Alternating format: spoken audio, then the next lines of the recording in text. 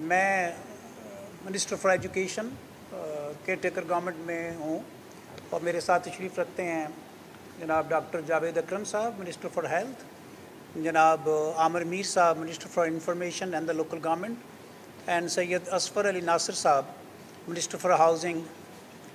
تو we all are members of the cabinet committee on law and order. یہ ہم 4 ارکان پر مشتمل کیبنٹ کمیٹی ہے، اور آج کیبنٹ کمیٹی کے تمام ارکان فیصلہ آباد آئے تھے کہ آئندہ آنے والے محرم الحرام کے حوالے سے انتظامات کا جائزہ لیا جا سکے اور امن و امان کو برقرار رکھنے کے لیے مزید جن اقدامات کی ضرورت ہیں ان اقدامات کو اٹھایا جا سکے.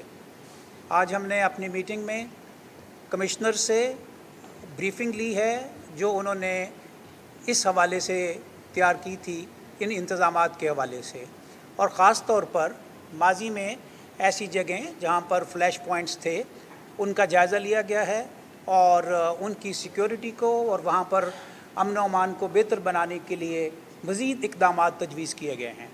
اور اس حوالے سے لا انفورسمنٹ ایجنسیز اور district administration and divisional administration کو سینسٹائز کیا گیا ہے کہ اس ماہ مبارک کے اندر ہماری پریپیئرنس اور ہماری الرٹنس جو ہے ایٹ دا آپٹیمم لیول ہونی چاہیے.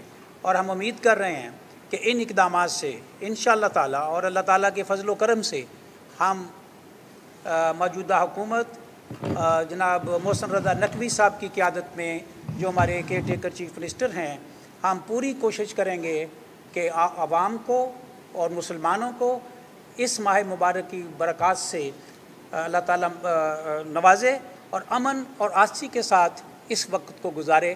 ہماری دعائیں بھی ساتھ ہیں اور ہماری کوششیں بھی ساتھ ہیں. Thank you very much. Question کو سوال کوئی پوچھنا چاہتا ہے بھائی؟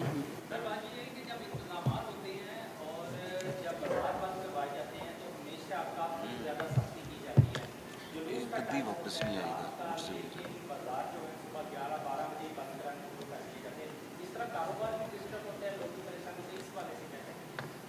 یہ موضوع جو ہے آج زیر بحث آیا تھا، اور آپ کے سٹی پولیس آفیسر یہاں پہ موجود ہیں، اور انہوں نے اس دفعہ ایسا کیا ہے کہ پروسیشنز کے ساتھ ساتھ جو مقامی انجمن تاجران ہیں، تاجران کے نمائندے ہیں، ان سے بھی میٹنگ کی ہے، اور یہ کوشش کر رہے ہیں کہ اس معاملے کو اس طریقے سے نپٹایا جائے کہ کاروبار بھی اپنی جگہ پر اپنے میکسیمم اوقات کے دوران جاری رہے اور پروسیشنز کی سیکیورٹی کو بھی یقینی بنایا جا سکے. He is on board with the traders and the processionist as well.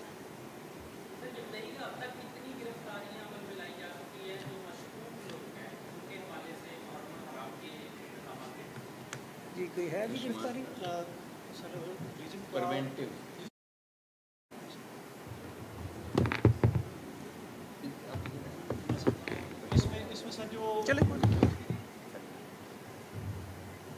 اس میں سے جتنے بھی ہمارے پاس جو فلیش پوائنٹس ہیں ان میں ایک تو ہم نے ان سے شورٹی بانڈ لے لیے، پلس ان کو ہم نے پابند کورٹ کے کیے 10750 کا تحت، وہاں پر انہوں نے شورٹی بانڈ سبمٹ کر دی.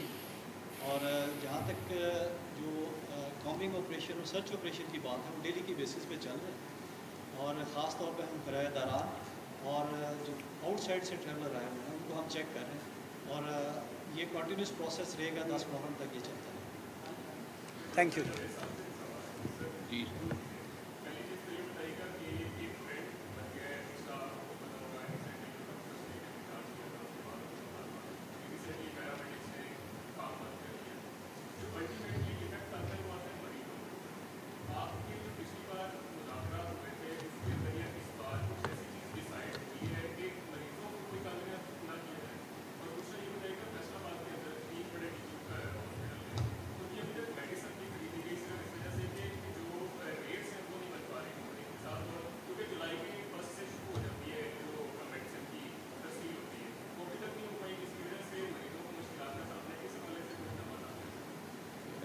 دیکھیں، سب سے پہلے تو میں خود ایک ڈاکٹر ہوں اور پریکٹسنگ ڈاکٹر ہوں، 5 ملکوں میں کام کیا ہے شمول الحمدللہ پاکستان میں. میں سمجھتا ہوں کوئی بھی جب ہم ڈاکٹر بنتے ہیں یا نرس بنتے ہیں یا پیرا میڈیکل بنتے ہیں تو ہمیں یہ باقی چیزیں بات کی ہیں. سب سے پہلے ہمارا اوتھ کہتا ہے کہ ہم مریض کے ساتھ کھڑے ہوں گے، چاہے وہ جنگی صورتحال ہو، چاہے ہم خود بھوکے ہوں، چاہے پیاسے ہوں، چاہے ہم تنہا دار ہوں یا نہیں ہوں، یا ہمیں کوئی مراحت ملتی ہوں یا نہیں ہوں. ہمارے لیے یہ ایکسیپٹ کر لیتے ہیں ہم، جب ہم یہ ادا کرتے ہیں کہ ہمیں ڈاکٹر بننا ہے، کہ ہو سکتا ہے ہمیں بہت بڑی قربانی اپنی جان بھی دینی پڑے جب کسی کی جان بچانے کے لیے. تو اس لیے میں سمجھتا ہوں کہ مریض کو تو کبھی بھی اس ایکویژن میں نہیں آنا چاہیے. وہ مچ ابو دس ایکویژن ہے. ایک زندگی بچائی اس نے انسانیت بچانی، اسی طرح ایک زندگی گئی تو انسانیت چلی گئی. تو میں نہیں سمجھتا کہ ہمیں کسی صورت بھی، چاہے ہماری تنخواہ بڑھ رہی ہے نہیں بڑھ رہی، اسٹائپنڈ بڑھ رہا ہے یا نہیں بڑھ رہا، اور میں بڑا کلیئر ہوں ایز اے ڈاکٹر کہ اس کو کبھی بھی ایکویژن میں نہیں آنا چاہیے مریض کو. اور ڈیفینیٹلی جائز مطالبات ہیں، اس کے بہت آلٹرنیٹیو چیزیں ہیں کہ مریض کو انوالو کیے بغیر احتجاج کیا جا سکتا ہے، کالی پٹیاں باندھی جا سکتی ہیں. یو کے میں بھی ہڑتال چل رہی ہے چونکہ ڈاکٹرز کی، لیکن اس میں مریض کہیں نہیں آتا. تو اس لیے ان کے بالکل جو جائز مطالبات تھے وہ وزیر اعلیٰ صاحب سے ان کی میٹنگ ہوئی لیڈی جیسن ویلنگٹن ہاسپٹل میں میری موجودگی میں، اور بہت اچھی میٹنگ ہوئی، اور ہم نے جو ان کے جائز مطالبات تھے وہ مانے گئے ہیں. اور وہ کیبنٹ کی پاس آنے والے ہیں.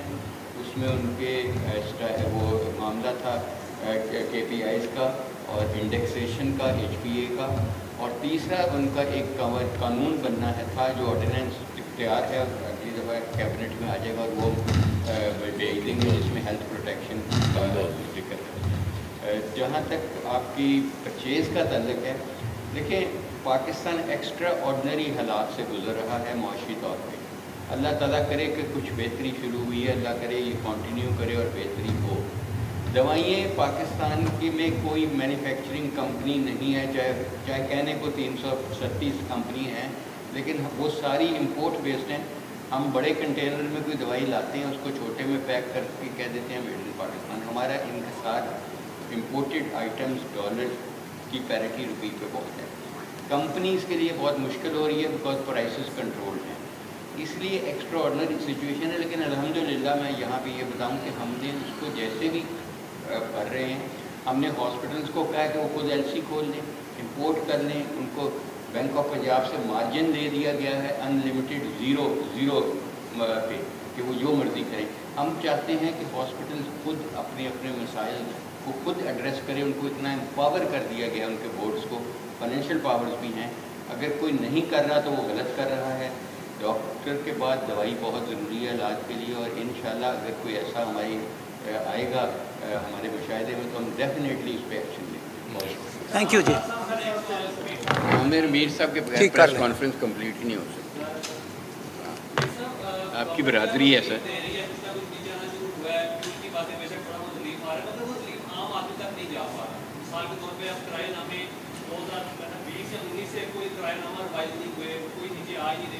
وہ اپنے منمانے کرائے جو غریب آدمی اس کو ریلیف اس طرح سے نہیں مل پا رہا ہے جس طرح سے ملنا چاہیے تو اس کی پرائسز نیچے آنے کا. اس حوالے سے کیا میں جواب دیتا ہوں. یہ منصور صاحب جواب. یہ دیکھیے جو ریلیف ہے، کل آپ کو 9 روپیز پر لیٹر کا ریلیف جو گورنمنٹ نے دیا ہے، یہ trickle down effect motorcycle والے تک بھی جاتا ہے. جہاں تک آپ بات کر رہے ہیں، اللہ تعالیٰ کے فضل و کرم سے ہارڈلی 10 سے 15 دن ہوئے ہیں IMF کے ساتھ معاہدہ ہوا ہے تو ملک کی اکانومی ذرا سٹیبل ہوئی ہے. جوں آگے بڑھیں گے اور اللہ تعالیٰ نے اگر کرم کیا تو اکانومی کے معاملات ٹھیک ہوں گے تو یہ کرائے کم کرانے یا اس طرح کا کام کروانا آٹومیٹیکلی ہو جاتا ہے جب انفلیشن کم ہو جاتی ہے. یہ ڈائریکٹلی ریلیٹڈ ہے انفلیشن کے ساتھ، کیونکہ انفلیشن اس وقت 28% پہ کھڑی ہے، جو انٹرسٹ ریٹ ہے وہ 22% پہ کھڑا ہے. تو اس لیے فوری طور پر ان چیزوں کے کم ہونے کے امکانات کم ہوتے ہیں.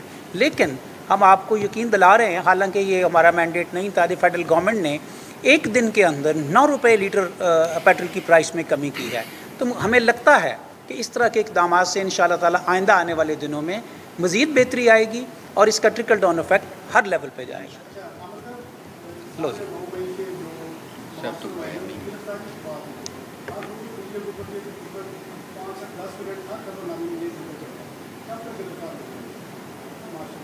گرفتار ہو چکے ہیں، ان میں سے 58 جو ہیں ملٹری کورٹس میں جا چکے ہیں، اور سینکڑوں جو ہیں وہ पुलिस कस्टडी में है और वो एंटी टेररिज्म कोर्ट्स में उनका ट्रायल जो है वो शुरू हो चुका है।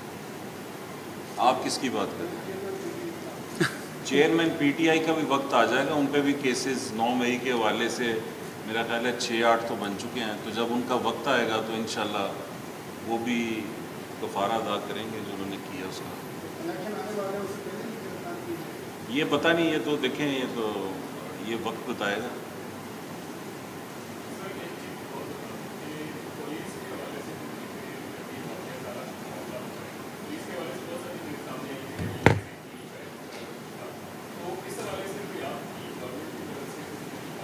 नौ मई की बात कर रहे हैं। हाँ। 9 मई को पुलिस की कोई नेग्लिजेंस नहीं थी, सिर्फ ये था कि चीफ मिनिस्टर पंजाब मोहसिन नकवी ने पुलिस को हिदायत की हुई थी कि आपने गोली नहीं चलानी, और आपने देखा कि पूरे पंजाब में गोली नहीं चली। इवन जब GHQ पे पिंडी में और लाहौर में कोर कमांडर हाउस पे हमला हुआ है तो फ़ौज ने भी गोली नहीं चलाई। ये एक तयशुदा पॉलिसी थी कि गोली नहीं चलानी चाहे जो मर्ज़ी हो जाए, इसलिए पुलिस की प्रेजेंस थी, पुलिस मौजूद थी, पुलिस वाले ज़ख्मी हुए उस रोज़ भी।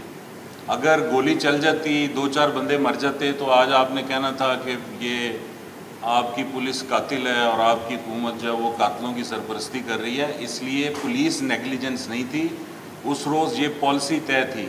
8 जगह वाक़यात हुए हैं, फैसलाबाद में ISI ऑफिस पे, गुजरांवाला में, ये बाकी मियाँ वाली में हुआ, लाहौर में हुआ, पिंडी में हुआ, कहीं भी गोली नहीं चली। और अगर आपका ये ख्याल है कि उन मवालियों को, शरपसंदों को रोकने में नाकाम रही पुलिस, तो बिल्कुल गलत ख्याल है। फैसलाबाद में ISI ऑफिस में जब उन्होंने घुसने की कोशिश की तो गोली चलेगी, ये आप गिला कर रहे हैं? गोलियां चलेंगी ना, जब आप किसी के घर में घुस के उसे मारने की कोशिश करेंगे तो गोलियां चलेंगी, लेकिन गोलियां चलाने का तरीका होता है, स्ट्रेट फायर नहीं होता, पाँव में गोली मारते हैं। हाँ, तो पाँव में गोलियां ठीक है जी, चलें, thank you ji. Thank you.